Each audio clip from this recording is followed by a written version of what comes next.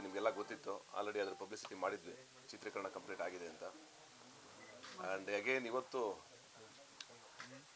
Dubbing ಮುಕ್ತಾಯ ಆಗಿದೆ ಆಕಾಶ್ ಸ್ಟುಡಿಯೋದಲ್ಲಿ. ಆನಂದ್ ಅವರು ನಮ್ಮ ಇಂಜಿನಿಯರು, ನನ್ನ ಸುಮಾರು ಸಿನಿಮಾಗಳಿಗೆ ಅವರೇ ಡಬ್ ಮಾಡಿದ್ದಾರೆ. ಆ್ಯಂಡ್ ಒಂದು ಖುಷಿ ಇದೆ, ಅಂದರೆ ಈ ಜಾಗದಲ್ಲಿ ನಮ್ಮ ಡಬ್ಬಿಂಗ್ ಮುಕ್ತಾಯ ಆಗಿರೋದು ಒಂಥರ ಪಾಸಿಟಿವ್ ಎನರ್ಜಿ ನಮಗೆ. ಯಾಕೆಂದರೆ ಇಲ್ಲಿ ಅಣ್ಣವರಾಗ್ಬೋದು, ವಿಷ್ಣು ಸರ್ ಆಗ್ಬೋದು, ಆಮೇಲೆ ಎಲ್ಲ ನಮ್ಮ ಇಂಡಸ್ಟ್ರಿ ಎಲ್ಲ ಕಲಾವಿದರು, ಎಲ್ಲ ಆ್ಯಕ್ಟ್ರುಗಳು ಆಲ್ಮೋಸ್ಟ್ ಅಲ್ಲಿ ಡಬ್ಬಿಂಗ್ ಮಾಡಿದ್ದಾರೆ. ಅಂಥ ಒಂದು ಜಾಗದಲ್ಲಿ ಇವತ್ತು ನಮ್ಮ ಡಬ್ಬಿಂಗ್ನ ಫಿನಿಷ್ ಮಾಡಿದ್ದೀವಿ. The rise of Ashoka. And Kannada, Tamil, Telugu 3 ಲ್ಯಾಂಗ್ವೇಜಲ್ಲಿ ಬಿಡುಗಡೆ ಮಾಡಬೇಕು ಅಂತ ಪ್ಲ್ಯಾನ್ ಮಾಡ್ತಾಯಿದ್ದೀವಿ. ಇವತ್ತಿಗೆ ಸಪ್ತಮಿಯವರ ಡಬ್ಬಿಂಗನ್ನು ಮುಗಿಸೋದ್ರ ಮುಖಾಂತರ ನಮ್ಮ ಡಬ್ಬಿಂಗ್ ಮುಕ್ತಾಯ ಆಗ್ತಾಯಿದೆ. ಕನ್ನಡ ಮಾತ್ರ ಮುಕ್ತಾಯ ಆಗ್ತಿದೆ. ಇದಾದಮೇಲೆ ತಮಿಳು, ತೆಲುಗು ಸ್ಟಾರ್ಟ್ ಮಾಡ್ತೀವಿ ಡಬ್ಬಿಂಗು. ಸದ್ಯಕ್ಕಿರೋ ಸುದ್ದಿ ಇಷ್ಟು. ನೀವೇನಾದ್ರು ಪ್ರಶ್ನೆ ಇದಕ್ಕೆ ಪ್ರೊಡ್ಯೂಸರ್ ಇದ್ದಾರೆ ಮಾತಾಡಿ. ಸಪ್ತಮಿಯವ್ರು ಮಾತಾಡಿ. ಸೀಲ್ ಆಗ್ತೀನಿ. ನನ್ನ ಕರಿಯರಲ್ಲಿ ಬಹುಶಃ ನನ್ನ ಲೈಫಲ್ಲಿ ಯಾಕೆ ಈ ಸಿನಿಮಾನ ನಾನು ಇಷ್ಟೊಂದು ಒದ್ದಾಡ್ಕೊಂಡು ಮಾಡಿದೆ, ಬಿಡ್ದಂಗೆ ಮಾಡಿದೆ, ಗಟ್ಟಿಯಾಗಿ ನಿಂತ್ಕೊಂಡೆ, ಇಲ್ಲ ಈ ಸಿನಿಮಾ ಆಗಲೇಬೇಕು ಅಂತ ಯಾಕೆ ಇಷ್ಟೊಂದು ಫೈಟ್ ಮಾಡಿದೆ ಅಂತ ಬಹುಶಃ ತೆರೆ ಮೇಲೆ ಬಂದಾಗ ನಿಮಗೆಲ್ಲ ಗೊತ್ತಾಗುತ್ತೆ.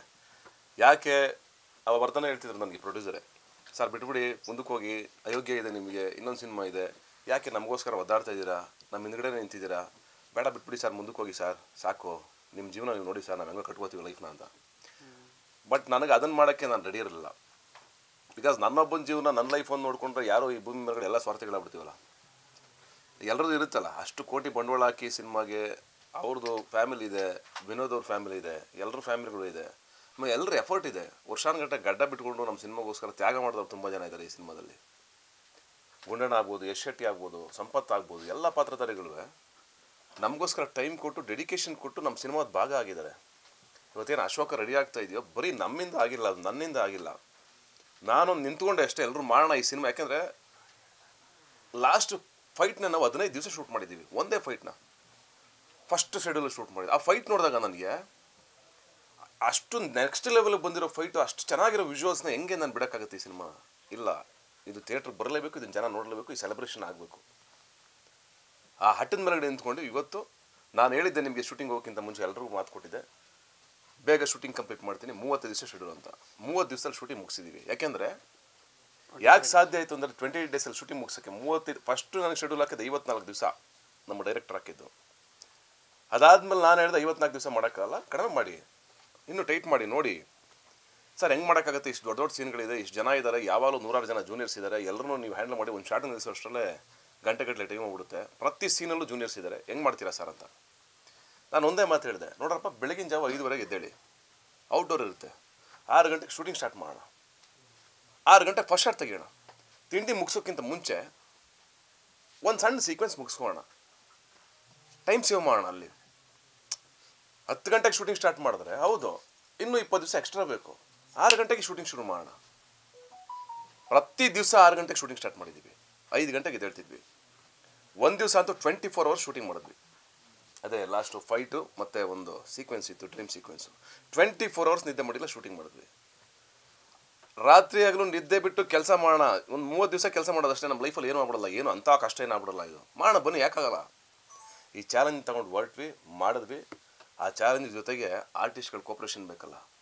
ನನ್ನ ಮೇಜರ್ ಕೋಪ್ರೇಷನ್ ಬೇಕಾಗಿತ್ತು ಸಪ್ತಮಿ ಅವ್ರದ್ದು. ನಾನು ಅದನ್ನು ಲಾಸ್ಟ್ ಒಂದು ಇಂಟರ್ವ್ಯೂನಲ್ಲಿ ಹೇಳಿದ್ದೆ, ಇವ್ರ ಕೋಪ್ರೇಷನ್ ನನಗೆ ಇರಲಿಲ್ಲ ಅಂದರೆ 100% ನಾನು ಅಂದ್ಕೊಂಡಿರೋ ಶೆಡ್ಯೂಲ್ನ ಮುಗ್ಸೋಕ್ಕಾಗ್ತಿರಲಿಲ್ಲ. ಯಾಕೆಂದರೆ 28 ದಿವಸದಲ್ಲಿ 20 ದಿವಸ ಇವ್ರದ್ದೇ ಶೂಟಿಂಗ್ ಇತ್ತು. ಆ 20 ದಿವಸ ನಮಗೆ ಹೀರೋಯಿನ್ನು ರೆಡಿಯಾಗಿ ಅವ್ರದ್ದು ಎಕ್ಸ್ಟೆನ್ಷನ್ ಹಾಕ್ಕೊಂಡು, ಅವ್ರು ಮೇಕಪ್ ಮಾಡಿಕೊಂಡು, ಯಾಕಂದರೆ ಟೋನೇ ಬೇರೆ ಇತ್ತು, ಅದು ರೆಡಿಯಾಗಿ ಅವ್ರು ಸೆಟ್ಟಿಗೆ ಬರೋಷ್ಟರಲ್ಲಿ ನಮಗೆ, ನನ್ನ ಕನಸು ನನಗೆ ಅಲ್ಲೇ ಎಲ್ಲರೂ ಹೇಳ್ತಾರೆ, ಸರ್ ನೀವು ಹೀರೋಯಿನ್ನು 6 ಗಂಟೆಗೆ ನೀವು ಸೆಟ್ಟಿಗೆ ಹೆಂಗೆ ಕರೆಸ್ತೀರಾ ಸರ್, ಪಾಪ ಅವ್ರು ರೆಡಿ ಆಗಬೇಕಲ್ಲ ಸರ್, 6:30ಗೆ ಬಂದು ಹೆಂಗೆ ಸರ್ ಶೂಟಿಂಗ್ ಮಾಡ್ತಾರೆ, ಹೆಂಗಾಗುತ್ತೆ ಸರ್, ಇದು ಸಾಧ್ಯನೇ ಇದೆ, ಪ್ರಾಕ್ಟಿಕಲಾಗಿ ಯೋಚನೆ ಮಾಡಿ ಸರ್ ಅಂತ. ನಾನು ಒಂದೇ ಮಾತು ಅವ್ರ ಹತ್ರ ರಿಕ್ವೆಸ್ಟ್ ಮಾಡಿಕೊಂಡೆ, ಸಪ್ತಮಿ ಅವರೇ, ನಮ್ಮ ಪರಿಸ್ಥಿತಿ ಹಿಂಗಿದೆ, ನನಗೆ ಶೆಡ್ಯೂಲ್ ಜಾಸ್ತಿ ಎಕ್ಸ್ಟೆಂಡ್ ಮಾಡೋಕ್ಕಾಗಲ್ಲ, ಯಾಕೆಂದ್ರೆ ಬಜೆಟ್ ದೊಡ್ಡದಿದೆ, ಈಗ ಆಲ್ರೆಡಿ ಬಜೆಟ್ ಇಷ್ಟ ಆಗಿದೆ, ಇದ್ರ ಮೇಲೂ ಇಷ್ಟ ಆಗ್ತಾಯಿದೆ, ಹಾಗಾಗಿ ದಯವಿಟ್ಟು ಕೋಪ್ರೇಟ್ ಮಾಡಬೇಕು ಅಂತ. ಯು ಕಾಂಟ್ ಬಿಲೀವ್, ನಾನೇನು ಸುಳ್ಳು ಹೇಳ್ತಿಲ್ಲ, ಅವ್ರು ಎದುರುಗಡೆ ಇದ್ದಾರೆ ಅಂತ. ಇನ್ನು 10 ವರ್ಷ ಬಿಟ್ಟು ಕೇಳಿದ್ರು ನಾನು ಹೇಳ್ತೀನಿ ಈ ಮಾತನ್ನ. ನಾನು ತುಂಬ ಅಪ್ರಿಷಿಯೇಟ್ ಮಾಡ್ತೀನಿ ಅವ್ರನ್ನ. ನಾನು ನೋಡಿರೋ ಬೆಸ್ಟ್ ಹೀರೋಯಿನ್ಗಳಲ್ಲಿ ಅವರು ಒಬ್ಬರು. ಆ್ಯಂಡ್ 6:30ಗೆ ಸೆಟ್ಟಲ್ಲಿ ಯು ಕಾಂಟ್ ಬಿಲೀವ್, ಅದು ತುಂಬ ಕಷ್ಟ.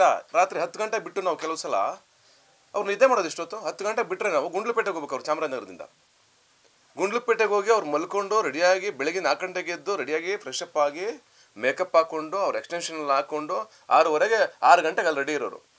ಅಲ್ಲಿಂದ 3/4 ಅವರ್ ಜರ್ನಿ, 1 ಅವರ್ ಸೆಟ್ಟಿಗೆ ಬರೋಕ್ಕೆ. ಬರ್ತಿದ್ದಂಗೆ ಫಸ್ಟ್ ಶಾಟ್ ಇಡ್ತಿದ್ವಿ, ತಿಂಡಿ ತಿನ್ನೋಕ್ಕೂ ಬಿಡ್ತಿರಲ್ಲ ಅವ್ರಿಗೆ, ಆಮೇಲೆ ಬ್ರೇಕ್ ಕೊಡ್ತಿದ್ವಿ. ಒಂದು ಸಲನಾದರೂ ಒಂದು ಬೇಜಾರು, ಒಂದು ಮಾತು ಹೇಳಿದ್ರು ನನಗೆ ಇನ್ನೂ ನೆನಪಿದೆ, ನಿಮ್ಗೆ ನೆನಪಿಲ್ಲ ಅನಿಸ್ತದೆ. ನಾನು ಕೇಳಿದೆ ಅವ್ರಿಗೆ, ಏನೋ ಹೋಟೆಲ್ಲು ಗುಂಡ್ಲುಪೇಟೆನಲ್ಲಿ ತುಂಬ ಚೆನ್ನಾಗಿರೋ ಹೋಟ್ಲುಗಳೆಲ್ಲ ಇಲ್ಲ, ನಿಮ್ಗೆ ಓಕೆನಾ ಈ ಥರ? ಸಾರ್ ಎಲ್ಲರೂ ಮಲ್ಕೊಳಕ್ಕೆ ಜಾಗ ಇದ್ರೆ ಸಾಕು ಬಿಡಿ ಸಾರ್ ಅಂತಂದರು.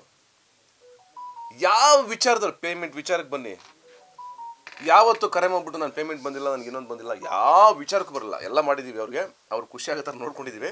ಬಟ್ ಏನಂದರೆ ಯಾವ ವಿಚಾರದನ್ನು ತೊಂದರೆ ಕೊಡ್ದೇ ಒಂದು ಮಾತಿನೂ, ಈಗ ನೋಡಿ ಪ್ರೆಸ್ ಮೀಟ್ ಆಗಲಿ, ಒಂದು ಇದಾಗಿರಲಿ, ಯಾವುದೇ ಆಗಿರಲಿ, ನಮ್ಮ ಸಾಂಗ್ಗಳಲ್ಲಾಗಿರಲಿ, ನೀವು ನೋಡಿ ಯಾಕೋ ಸಾಂಗ್ ನೋಡಿದ್ರೆ ನಿಮಗೆ ಖಂಡಿತವಾಗ್ಲೂ ನಮ್ಮಿಬ್ಬರು ಕೆಮಿಸ್ಟ್ರಿ ಮತ್ತು ನಮ್ಮಿಬ್ಬರದು ಒಂದು ಜೋಡಿ ತುಂಬ ಇಷ್ಟ ಆಗುತ್ತೆ ನಿಮಗೆ.